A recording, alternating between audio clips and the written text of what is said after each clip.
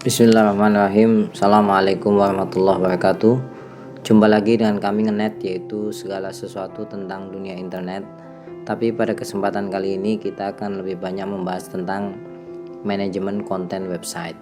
Jadi kalau Anda punya website, biasanya kan bingung, saya mau nulis apa, atau biasanya kehabisan ide, besok saya harus nulis apa.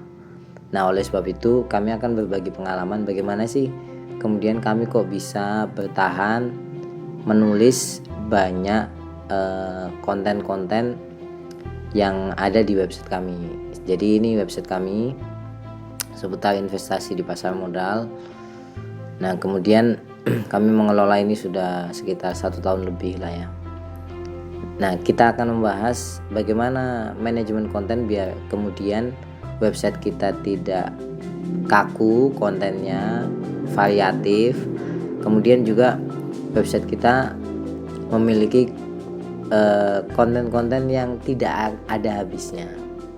Jadi konten itu sebetulnya kalau di website itu rata-rata hanya terbagi 4. Ada review, ada pengetahuan, ada sekilas konten yang sekilas, dan ada hiburan.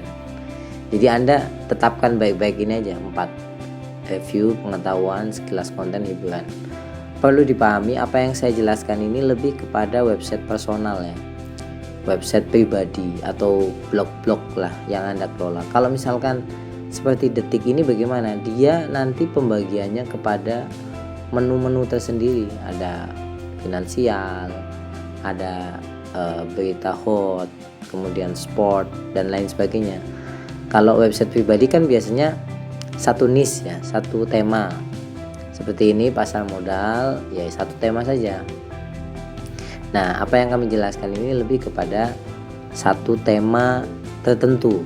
Nah, sehingga Anda nanti lebih mudah memahaminya.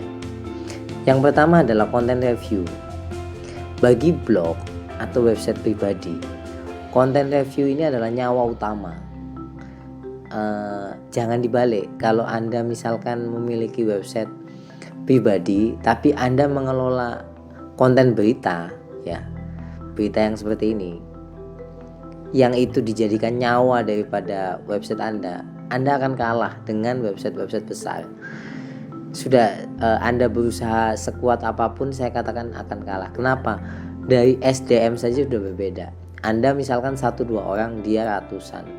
Jadi sudah jangan terlalu memaksa ke sana. Jadi konten yang utama biasanya daripada website pribadi atau blog pribadi itu adalah review. Saya contohkan ya, kalau kita di investasi, maka yang direview adalah review saham. Contoh misalkan review saham AMSP, Sampurna, ini review saham Unilever. Ini kalau investasi. Jadi kalau di kami contohnya seperti ini. Review saham KBAG. Nah ini contoh. Yang kedua, kalau misalkan Anda teknologi, saya mencontohkan tiga niche ya, investasi, teknologi, sama wisata. Kalau teknologi ya review HP Samsung A32, review iPhone 11. Kemudian kalau wisata ya Anda bisa review Kalipaingan, Pekalongan, review Sarangan, Magetan. Ini tempat-tempat wisata. Nah, review inilah yang Anda harus menelaah cukup banyak. Nah, kalau investasi saya sudah menghitung jumlah saham di bursa itu ada 700-an. 2 tahun gak akan habis saya ulas. Teknologi apalagi, misalkan HP itu setiap bulan keluar baru. Wisata juga demikian, se-Indonesia gak akan habis untuk diulas. Nah, ini review ya yang utama itu. Jadi kalau Anda misalkan memiliki blog, ya perkaya konten ini paling penting. Yang kedua adalah konten pengetahuan. Mengapa kok saya katakan pengetahuan nomor 2 ya, tidak nomor pertama, padahal pengetahuan itu kan penting ya. Karena orang sekarang kalau mencari di Google lebih banyak mencari review produk.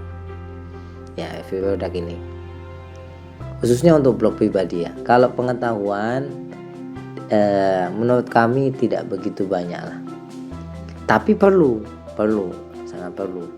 Contoh misalkan Kalau di investasi adalah cara investasi saham gorengan. Ini di dunia pasar modal dicari juga. Cara memilih saham yang bagus ini juga dicari, ini pengetahuan. Ya. Contoh misalkan kalau di sini cara membaca broker summary. Nah, ini juga pengetahuan. Jadi kalau Anda di dunia teknologi apa?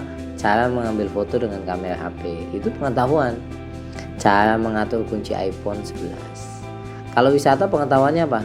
Rahasia di balik nama sarangan, sejarah Bengawan Solo. Itu pengetahuan-pengetahuan yang kaya untuk diulas ya. Nah, yang ketiga, sekilas to the point. Ini konten sekilas to the point. Jadi konten-konten yang ya kilasan aja, sekilas gitu. Biasanya berita. Contoh investasi, Bank BJBR isu, saham TRIM dibeli Boy Thohir misalkan. Contoh lagi HP Samsung kalahkan iPhone di Indonesia. Ini contoh ya, berita-berita contoh ya. Misalkan bukan real ya, ini saya asal nulis saya nih. HP Oppo luncurkan 5 produk baru.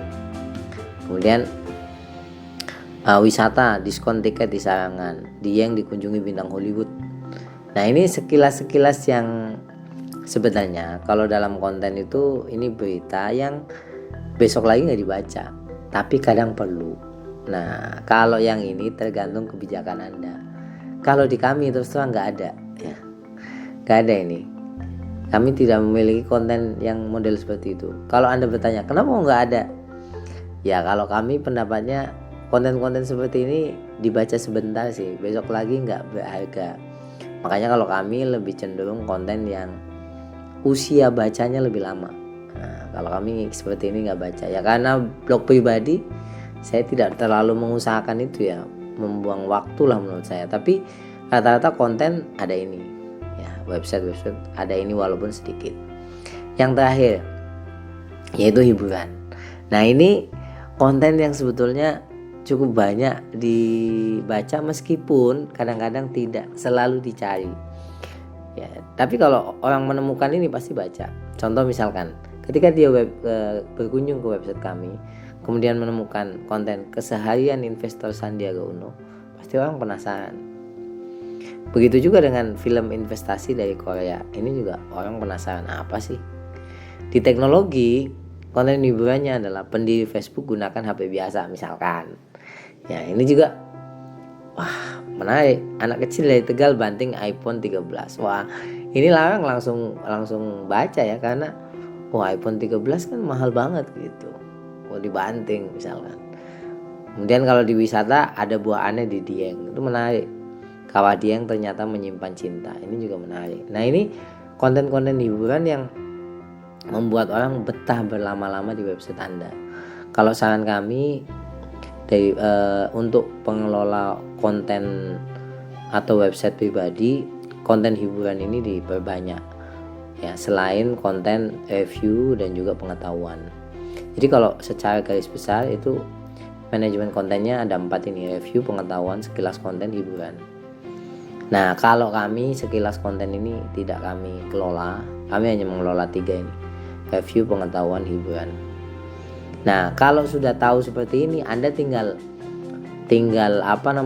memecah lagi ya. Review ini berapa banyak handphone, pengetahuan Anda tahu sendiri berapa banyak jumlah pengetahuan, hiburan wah cukup banyak. Tinggal Anda pahami niche daripada website atau blog Anda. Ya, sekali lagi niche ini kan tema ya, ceruk tema yang Anda pilih.